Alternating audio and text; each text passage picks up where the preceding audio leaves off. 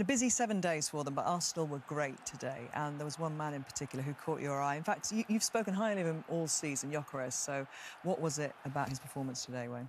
Yeah, I think his whole game, I think his hold-up play, obviously, is 2 goals. And I think what he does, he allows the likes of Eze and Saka to get into positions, and I think he's been fantastic all season. And, yeah, he's had a little bit of criticism, but what I really like today is his positioning in front of the goal. So if you look here, look at the space between him and the Fulham defenders. So normally you see forwards wanting that space in the penalty box, but what he does here, which is really clever, he almost goes and marks himself. He gets really tight with the Fulham defender, and now his run is smaller. So if Saka crossed that ball in right here, it's a 1-yard run, and then he gets across the defender. But he doesn't. It's great skill by Saka. He readjusts his body. Now he's in full control of the defender. The defender's flat-footed, and again, it's a little 1-yard run. He wrestling with the defender, but that little 1-yard run gets him in the middle of the goal for a nice tap-in. And his movement was very clever today, all day. And as we see right here, this running behind, good centre-forward play, keeping the Fulham defenders on their toes. They have to change positions, the defenders. And now you can see there's only Trossard in this picture. And normally what a centre-forward would do here is come towards the touchline and then maybe pass it back to his full-back who might come and support him. But he doesn't. He gets turned, he faces the defender up.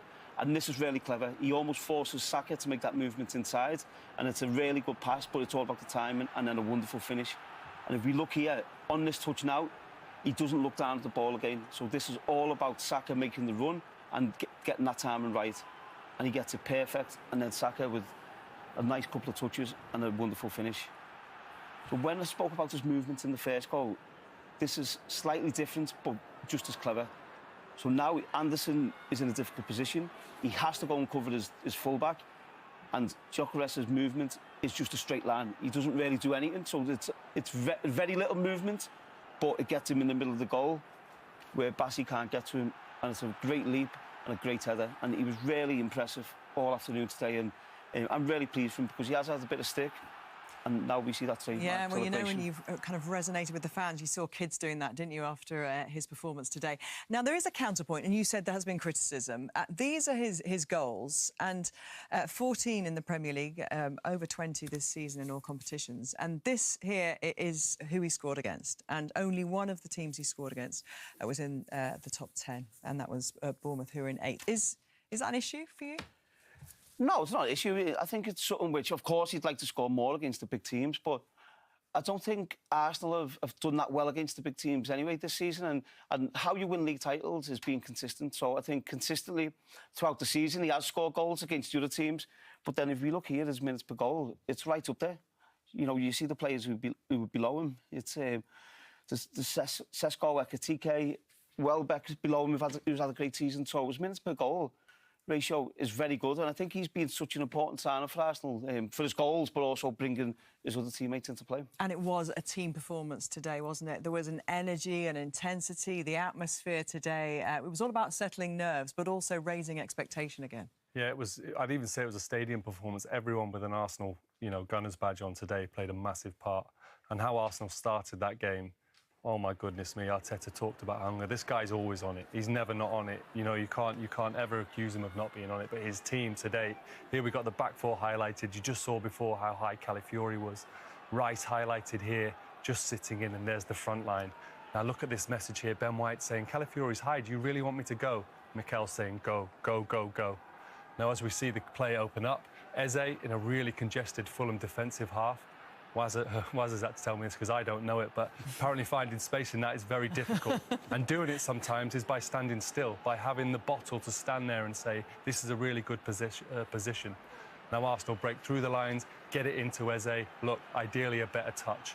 But we're going to highlight here Arsenal's intent. Straight away, doesn't matter. Sometimes it happens, you lose the ball. Can you turn it over? Can you attack again? Now here they have another situation, doesn't quite work out, recycled yet again. Trossard was excellent all afternoon, eventually gets his shot off, gets the stadium on their feet. Now this is Arsenal defensively. Look at that, that is so aggressive, that's daring Fulham. Go on, pass through the lines.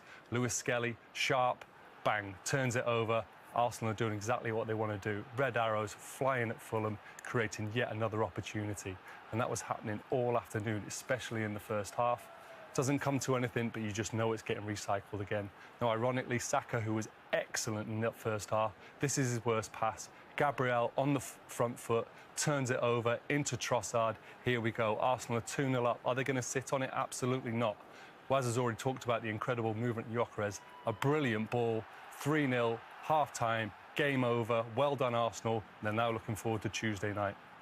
Of course, we have to ask the question about what is the significance of this result in the title race, because it's now a 6-point lead, and there was a difference of opinion in the Match of the Day office when this topic was brought up at the end of the game.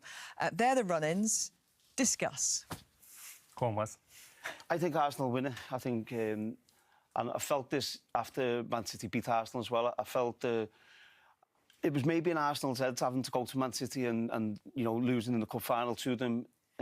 But I think still being there on level on points after that City defeat, I think the fixtures were more favourable for Arsenal. I think they'll win every game, and I can see City slipping up in one or two games. But there was a worry that there was a nervousness creeping into their performances, and that, I think, was the difference today, wasn't it? That you acknowledged that today was a really confident performance. But Definitely. for you, does that not swing it slightly in their favour? No. I honestly, when I think about Manchester City and I think about Arsenal, and you just asked me, who do you think, off air, who do you think Arsenal are going to lose to? And I thought, I don't care who Arsenal are going to lose to, because I look at Manchester City, I look at their spine. Their spine is so strong, it's either full of multiple winners or people keeping multiple winners out the team. Donnarumma has won the lot. You look at Kushinov and Gahey, all right, they've not won everything, but they're keeping out Ruben Diaz, Aki, Stones. They've won the lot. So you think it's the muscle memory of winning that is the difference? I'm talking Rodri, I'm talking Bernardo Silva, I'm talking Erling Haaland. That is my spine that I want to be a part of in a title running. And not only that, don't forget who's behind it all. Another multiple winner, Pep Guardiola. So you don't think they're going to drop any points? I don't think they will. I think they'll do whatever needs to be done. Whether they drop any points, I don't know. I'm not Mystic Meg, but when I look at those two teams and who I think are going to charge over the line, I think Manchester City. You think they will drop points? How many points will Arsenal win by then? I can see Arsenal being actually quite comfortable. I think maybe, you know, 3-5 points. Why do you think City are going to drop points then?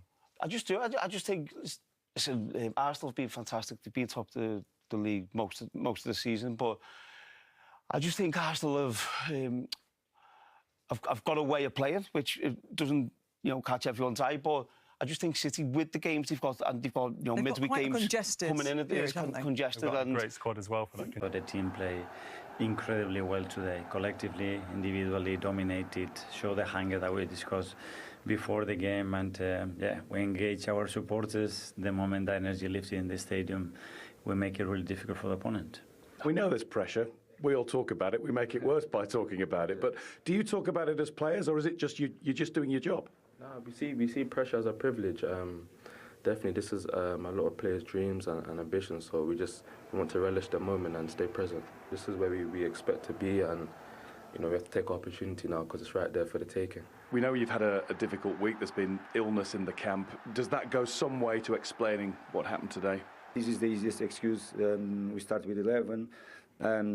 As a whole, we should have done much better. And if you don't do the basic things well, we are not going to be ready to compete.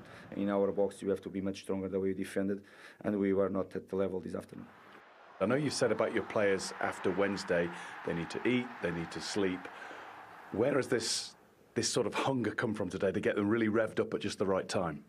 For the opportunity. I think you have the opportunity to win 2 major competitions. We are games away now from achieving that, and if that's not the biggest motivation that you can find, then you have to be doing something else. And these boys, they really want to be on it, and they feel extremely privileged to be in that position. They earn it because of the way that they work, because they've gone against so many things in the season, and today they show the kind of team that we are.